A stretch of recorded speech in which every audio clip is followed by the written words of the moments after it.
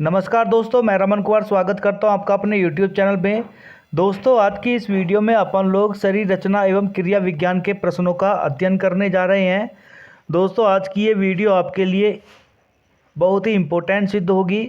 आगामी प्रतियोगी परीक्षाओं को देखते हुए हमने इस PDF में ऐसे प्रश्नों को समावेश किया है जो कि विगत वर्षों में पूछे जाते रहे हैं। तो चलिए वीडियो की तरफ चलते हैं और देखते हैं आज का हमारा पहला प्रश्न।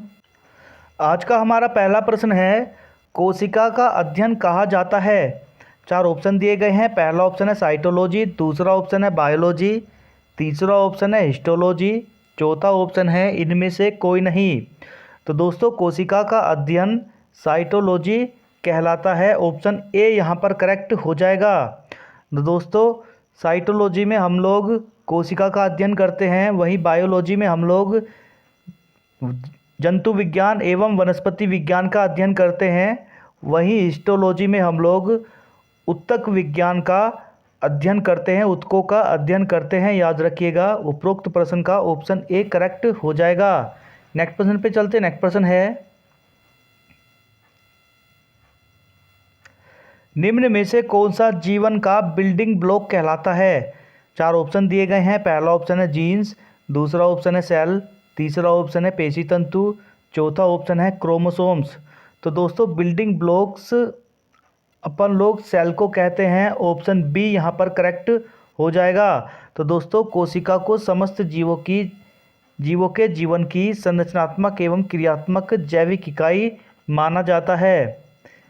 नेक्स्ट प्रश्न पे चलते। नेक्स्ट प्रश्न है, मानव शरीर के किस कोशिकांग को ट्रैफिक पुलिस के नाम से जाना जाता है। 4 ऑप्शन दिए गए हैं। पहला ऑप्शन है जीव द्रव्य, दूसरा ऑप्शन है कोशिका द्रव्य, तीसरा ऑप्शन है लाइसोसोम, चौथा ऑप्शन है गोल्जिकाए। तो दोस्तों,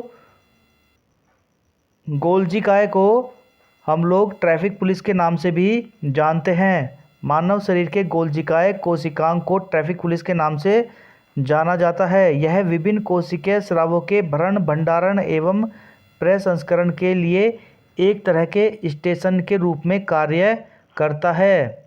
उपरोक्त प्रश्न का ऑप्शन डी करेक्ट होगा। नेक्स्ट प्रश्न पे चलते। नेक्स्ट प्रश्न देखते हैं, ऊतक के अध्ययन को जाना जाता है।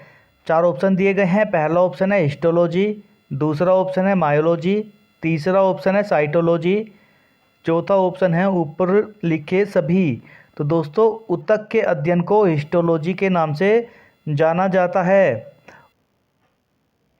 जबकि मांसपेशी के अध्ययन को मायोलॉजी और कोशिका के अध्ययन को साइटोलॉजी कहा जाता है। याद रखिएगा, उपरोक्त प्रश्न का ऑप्शन ए करेक्ट होगा। नेक्स्ट प्रश्न पे चलते हैं, ऊतक कहते हैं। 4 ऑप्शन दिए गए हैं। पहला ऑप्शन है समान रचना एवं विभिन्न कार्य करने वाली कोशिकाओं के समूह को, समान रचना एवं समान कार्य करने वाली कोशिकाओं के समूह को, विभिन्न रचना एवं समान कार्य करने वाली कोशिकाओं के समूह को। तो दोस्तों, ऊतक समान रचना व समान कार्य करने वाली कोशिकाओं के समूह को कहते हैं। ऑप्शन बी यहाँ पर करेक्ट होगा।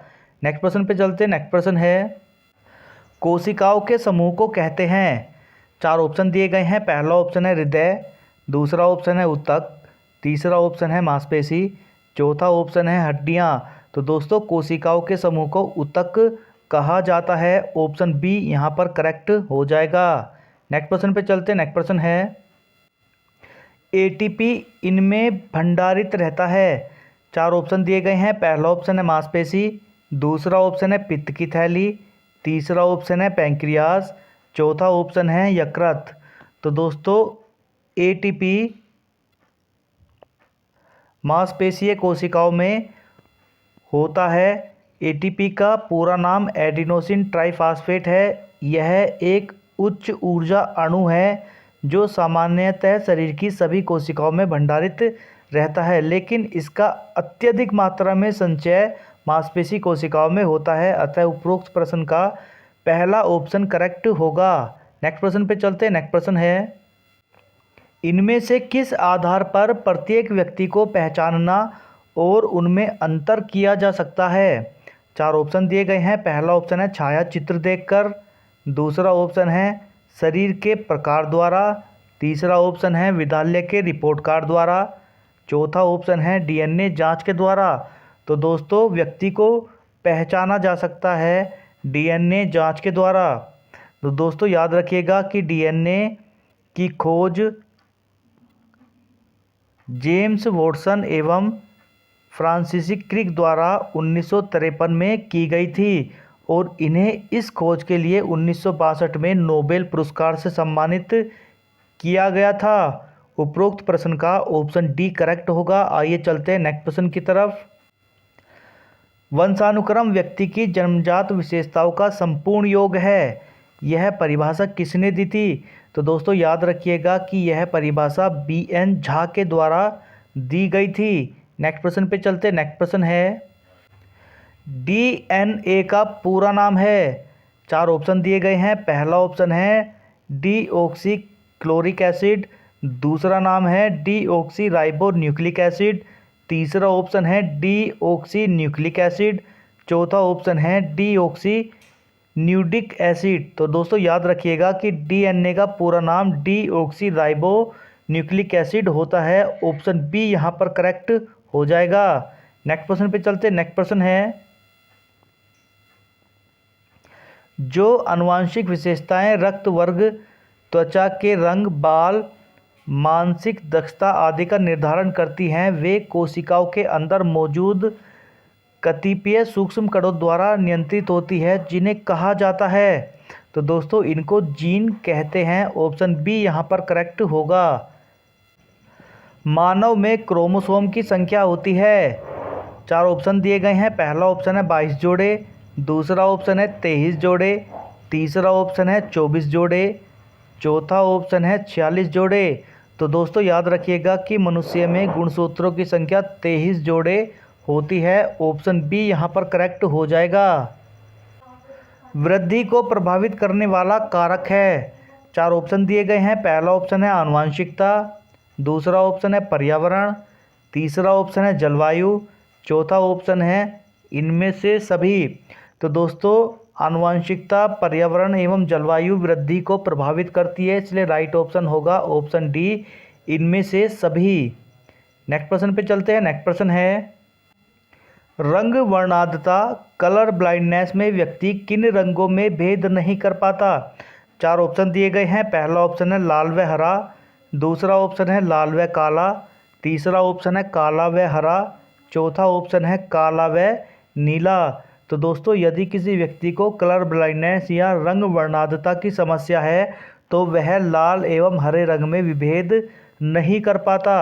ऑप्शन ए यहाँ पर करेक्ट होगा। नेक्स्ट प्रश्न पे चलते हैं। नेक्स्ट प्रश्न है बच्चों में लिंग निर्धारण होता है। 4 ऑप्शन दिए गए हैं। पहला ऑप्शन है पिता के गुणसूत्र से। दूसरा ऑप्शन है माता के गुणसूत्र से। तीसरा ऑप्शन है माता पिता दोनों के गुणसूत्रों से। चौथा ऑप्शन है किसी के द्वारा नहीं। तो दोस्तों बच्चे में लिंग निर्धारण पिता के गुणसूत्रों से होता है क्योंकि पिता के गुणसूत्र में एक्स और वाई दोनों गुणसूत्र पाए जाते हैं। नेक्स्ट प्रश्न पे चलते। नेक्स्ट प्रश्न है हीमोफीलिया में 4 ऑप्शन दिए गए हैं। पहला ऑप्शन है हीमोलिसिस होता है। दूसरा ऑप्शन है रक्त का थक्का नहीं जमता। तीसरा ऑप्शन है लाल रुधिराणु परस्पर चिपक जाते हैं। चौथा ऑप्शन है श्वेत रुधिराणु कोशाभक्षी हो जाते हैं। तो दोस्तों हीमोफीलिया बीमारी में रक्त का थक्का नहीं जमता। आनुवंशिकी का पिता कहा जाता है। 4 ऑप्शन दिए गए हैं। पहला ऑप्शन है डब्ल्यू वॉटसन। दूसरा ऑप्शन है जॉन मेंडल। तीसरा ऑप्शन है वॉन बेयर। चौथा ऑप्शन है हंसले। तो दोस्तों आनुवंशिकी का पिता ग्रेगर जॉन मेंडल को कहते हैं। यह एक ऑस्ट्रियाई पादरी थे। इन्होंने वंशानुक्रम के सिद्धांत का विकास किया था। इनका यह सिद्धांत मटर के पौधे पर किए गए प्रयोग पर आधारित था। नेक्स्ट प्रश्न पे चलते हैं। नेक्स्ट प्रश्न है निम्नलिखित में से क्या आनुवंशिकी अक्षय के रूप में जाना जाता है? 4 ऑप्शन दिए गए हैं। पहला ऑप्शन है सहन शक्ति। दूसरा ऑप्शन है लचीलापन। तीसरा ऑप्शन है तेजी तीव्रता।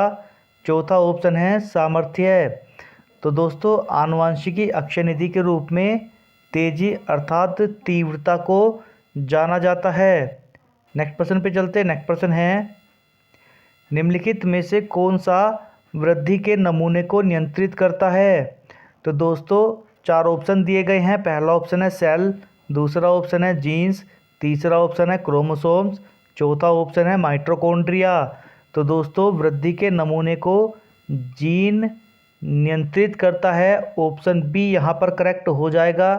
तो दोस्तों ये थी हमारी आज की वीडियो। आज की वीडियो आपको कैसी लगी कमेंट बॉक्स में अपने राय और सुझाव ज़रूर दीजिएगा। और यदि वीडियो अच्छी लगी हो तो वीडियो को लाइक कीजिएगा और अपने दोस्तों के साथ शेयर ज़रूर कीजिएगा। और दोस्तों यदि वीडियो को देखते हुए यहाँ तक पहुँच गए हैं तो आपसे निवेदन है कि चैनल को सब्सक्राइब ज़रूर कीजिएगा। नेक्स्ट वीडियो में मिलते हैं, तब तक के लिए नमस्कार।